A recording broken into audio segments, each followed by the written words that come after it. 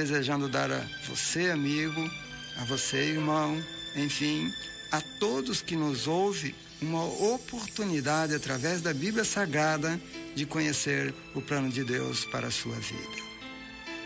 Na primeira lição, aprendemos um pouco sobre o que é o pecado. Dentro daquilo que abordei, vimos alguns textos bíblicos que nos mostram que o pecado é tão somente a desobediência à lei. Pois, no princípio, depois de criar todas as coisas, Deus fez também o homem, o qual deu a ele sua imagem e semelhança. Isso é capacidade de raciocinar com liberdade para escolher entre o certo e o errado.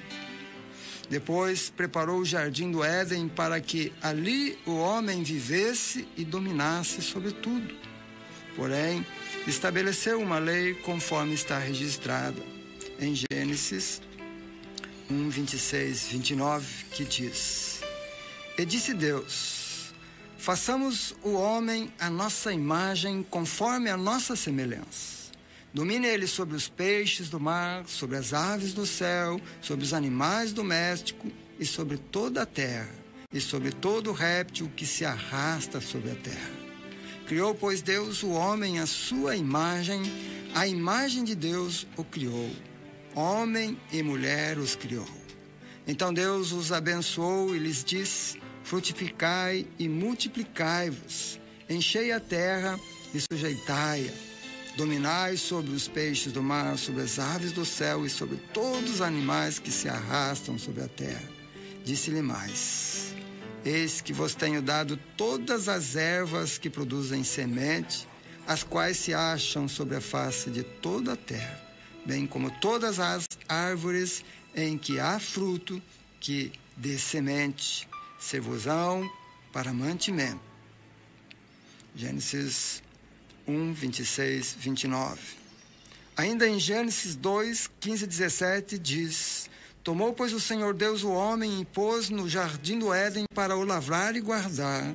E ordenou o Senhor Deus ao homem, dizendo: de toda a árvore do jardim podeis comer livremente, mas da árvore do conhecimento do bem e do mal, dessa não comerás, porque no dia em que dela comeres, certamente morrerás. Conforme já foi visto, o homem desobedeceu esta lei, porque deu ouvido à voz do enganador, o diabo, que falou através da serpente, um dos animais do jardim.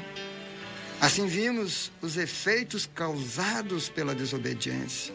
A sentença da morte foi aplicada por Deus conforme determinava a lei, porque no dia em que dela comeres, certamente morrerás. E assim o homem foi separado da presença do Senhor, deixando uma herança maldita de nascer separado de Deus, o que atinge sua descendência, inclusive eu e você que me ouve neste momento. Mostrei também a extensão do pecado, ou seja, toda a criação foi afetada e condenada. Veja o que o apóstolo Paulo diz: porque a criação aguarda com ardente expectativa a revelação do Filho de Deus.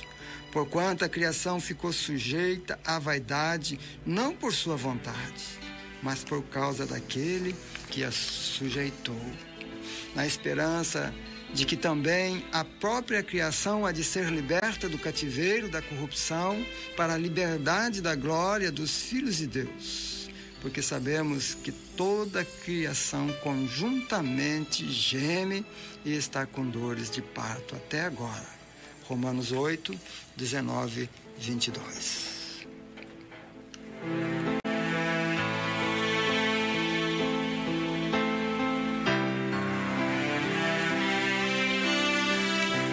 Na segunda lição, mostrei também pela Bíblia algumas passagens que nos mostram a misericórdia e o amor de Deus, o qual pela graça dá ao homem a solução para o problema do pecado.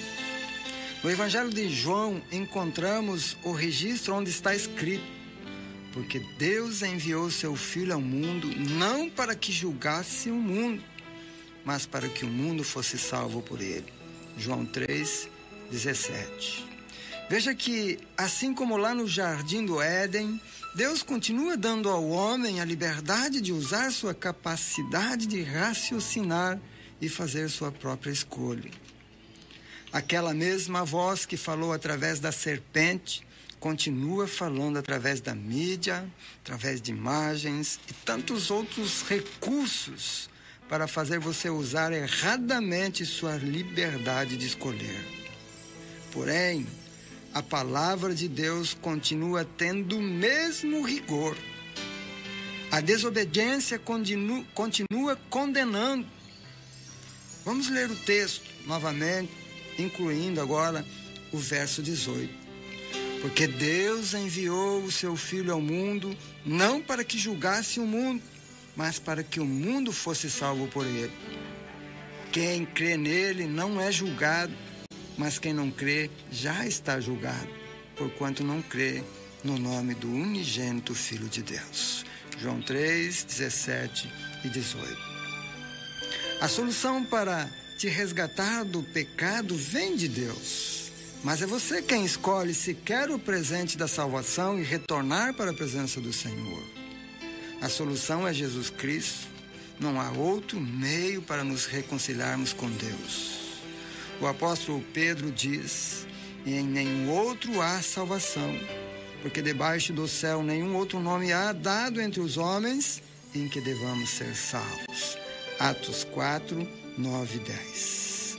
Já Paulo, também apóstolo, escreve aos Romanos, dizendo: porque se com a tua boca confessares a Jesus como Senhor e em teu coração creres que Deus o ressuscitou dentre os mortos, será salvo.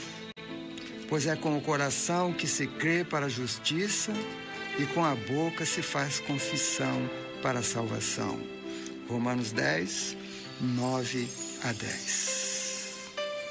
Agora daremos continuidade, buscando na Bíblia saber um pouco mais sobre Jesus. Quem é Jesus e o que Jesus fez? Falar do que Jesus fez é muito mais fácil. Porém, tentar explicar quem é Jesus dentro da nossa pequenez e condição pecaminosa é difícil. Especialmente porque há divergências entre os estudiosos e teólogos que ficam discutindo se Jesus é o próprio Deus ou é apenas filho, tendo alguns que acreditam até que Jesus foi a primeira criação de Deus. Porém, dentro daquilo que tenho alcançado do conhecimento, e isso é pela graça e misericórdia, tenho convicção de que é o Espírito Santo que tem revelado a mim, através da Bíblia, a palavra de Deus. Jesus Cristo é Deus. Temos muitas referências que comprovam esta verdade. Não será possível mostrar todas, mas algumas serão suficientes. Veja o que está registrado no início do Evangelho de João. No princípio era o Verbo, e o Verbo estava com Deus, e o Verbo era Deus. Ele estava no princípio com Deus. Todas as coisas foram feitas por intermédio dele. Sem ele, nada do que foi feito se fez. João 1, versículos 1 e 3. Queridos, o mesmo texto que diz que ele era Deus e ele estava com Deus, o que gera dúvidas para alguns, e confesso que para minha compreensão humana é difícil dizer que Deus e Jesus, assim como o Espírito Santo, são um só. Mas ao mesmo tempo, eu me lembro que ele, como Deus, pode estar em todos os lugares ao mesmo tempo. Como diz o salmista: para onde poderia eu escapar do teu Espírito? Para onde poderia fugir da tua presença? Se eu subir aos céus, lá estás. Se eu fizer a minha cama na sepultura, também lá estás. Se eu subir com as asas da alvorada e morar na extremidade do mar, mesmo ali a tua mão direita me guiará e me susterá. Salmos 139, 7 a 10. Já o profeta Jeremias registra a palavra do próprio Senhor que diz: esconder-se-ia alguém em esconderijos de modo que eu não os veja? Diz o Senhor. Porventura não encho eu o céu e a terra? Diz o Senhor. Jeremias 23, 24. Também o próprio Senhor Jesus testificou disso quando disse: e quem me vê a mim, vê aquele que me enviou. João 12, 45. Sendo assim, entendo que em nossos dias, Deus se revela na pessoa do Filho, o qual temos registro desde o momento que foi gerado pelo Espírito Santo no ventre de Maria e que foi confirmado a José. Veja o que registrou Mateus, evangelista, no capítulo 1, verso 20 e 21. Eis que em sonho lhe apareceu um anjo do Senhor, dizendo: José, filho de Davi, não temas receber a Maria, tua mulher, pois o que nela se gerou é do Espírito Santo. Ela dará à luz um filho, a quem chamarás Jesus, porque ele salvará o seu povo dos seus pecados. Mateus 1, 20 e 21. Testificado também pelos anjos no dia do seu nascimento, o anjo, porém, lhes diz: não temais, porque vos trago novas de grande alegria, que será para todo o povo. É que vos nasceu hoje, na cidade de Davi, o Salvador, que é Cristo, o Senhor. Lucas 2, 10, 11. Depois, quando adulto, apresentou-se para João Batista para ser batizado para cumprimento das Escrituras. Enquanto era batizado, Deus confirma do céu. Batizado que foi Jesus, saiu logo da água. Eis que se abriram os céus e veio o Espírito de Deus descer como pomba e vir sobre ele. E uma voz dos céus disse: este é o meu filho dileto, meu filho amado, em quem me agrado. Mateus 3, 16 e 17. Queridos, são muitos os textos que nos falam quem é Jesus. Ele faz parte de toda a revelação de Deus. Do início ao fim, a Bíblia revela que Jesus é o único capaz de salvar o homem da condenação do pecado. Ele é o tema central de toda a revelação divina. Por isso, não tenho nenhum problema para aceitar que Ele é Deus, que Ele é Filho, que Ele é Senhor e é Salvador. Como Deus é amor, misericórdia e gracioso, como Filho, cumpriu o propósito de remir e salvar o pecador. E é isso que vamos ver agora. O que Jesus fez para nos salvar?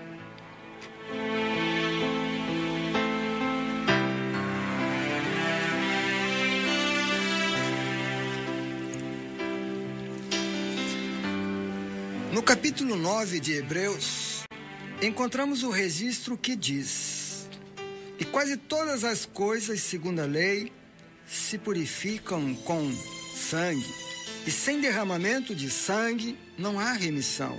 Hebreus 9, 22. Não iremos entrar em detalhes sobre o sistema sacrificial estabelecido por Deus no Antigo Testamento, porém quero destacar apenas alguns textos que mostram como era a remissão dos pecados no Antigo Testamento.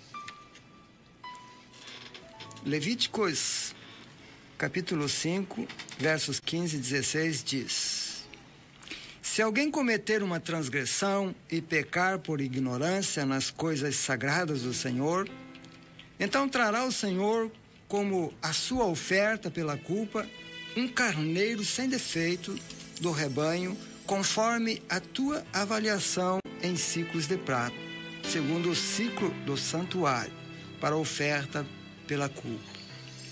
Assim fará restituição pelo pecado que houver cometido na coisa sagrada, e ainda lhe acrescentará a quinta parte, e a dará ao sacerdote. E com o carneiro da oferta pela culpa, o sacerdote fará expiação por ele, e ele será perdoado. Em Levítico 6, versos 6 e 7 diz: E como a sua oferta pela culpa trará ao Senhor um carneiro sem defeito do rebanho, conforme a tua avaliação para a oferta pela culpa trá-lo-á ao sacerdote. E o sacerdote fará expiação por ele diante do Senhor, e ele será perdoado de todas as coisas que tiver feito, nas quais se tem tornado culpado. Veja, era necessário que o sangue do animal inocente fosse derramado para que o homem pudesse ser tido como inocente diante de Deus pelos seus pecados. Veja que era necessário que um cordeiro fosse sacrificado para que houvesse remissão de pecados. No Novo Testamento temos o testemunho de João Batista, que quando viu Jesus disse: Eis o Cordeiro de Deus que tira o pecado do mundo. João 1, 29. Também não podemos deixar de citar como foi que Deus salvou os primogênitos dos judeus no Egito, na noite que passou o anjo da morte e tirou a vida de todo o primogênito, tanto dos homens como dos animais, conforme registrou Moisés. Porque naquela noite passarei pela terra do Egito e ferirei todos os primogênitos na terra do Egito, tanto dos homens como dos animais. E sobre todos os deuses do Egito executarei juízos. Eu sou o Senhor. Mas o sangue vos será por sinal nas casas em que estiverdes. Vendo eu o sangue, passarei por cima de vós, e não haverá entre vós praga para vos destruir, quando eu ferir a terra do Egito. Êxodos 12, 12 e 13. Na noite em que Jesus celebrou junto com seus discípulos a última Páscoa, ele instituiu a ceia do Senhor, dizendo: Isto é o meu corpo dado em favor de vocês. Façam isto em memória de mim.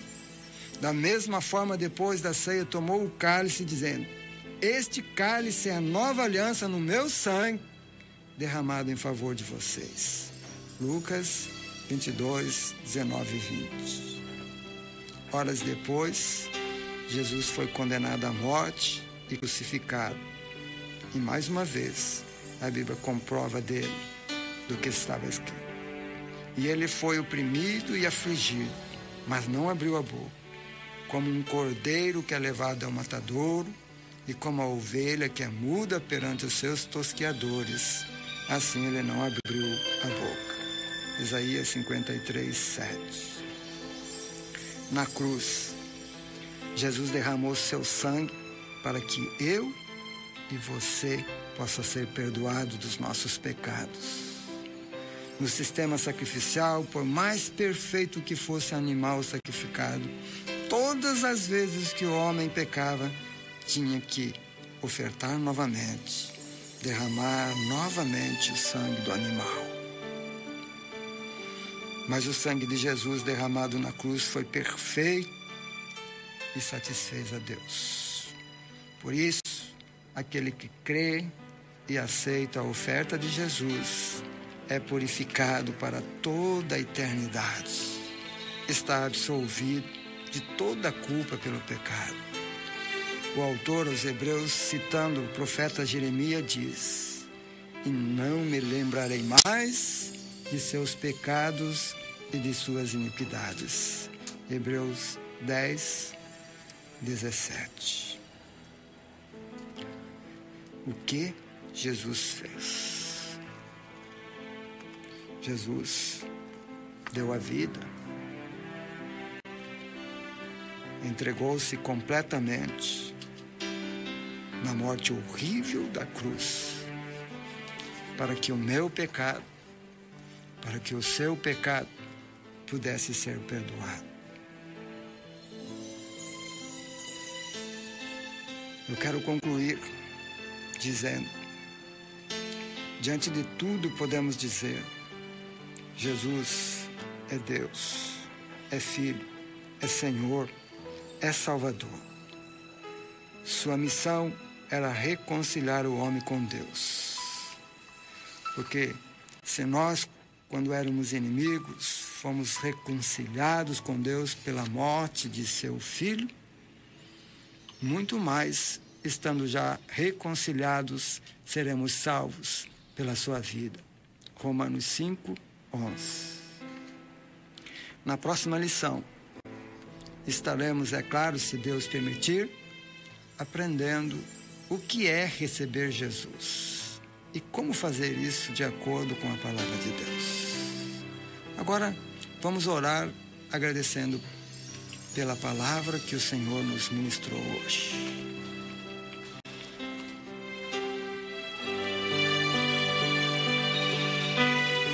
Pai, nós queremos neste momento agradecer de todo o nosso coração pelo privilégio de podermos ser ministrados através desta palavra. Muito obrigado pela ação do Seu Espírito em nossas mentes, em nossos corações.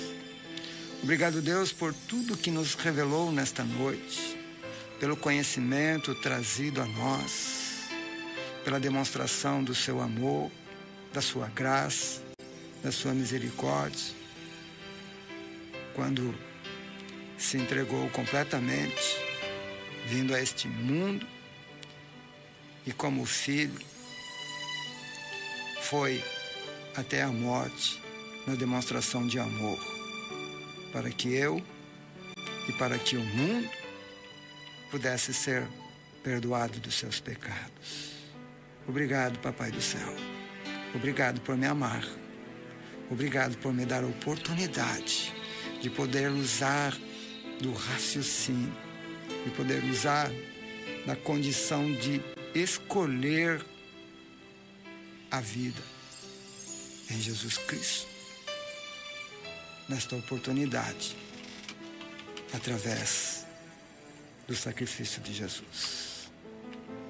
Deus, abre os olhos, abre os ouvidos, o coração, a mente de todos aqueles que estão ouvindo esta mensagem nesta noite, para que possa haver remissão de pecados, para que possa haver salvação pelo poder da sua palavra, na ação do seu Espírito. Esta é a minha oração de gratidão, em nome do Senhor Jesus. Amém e amém.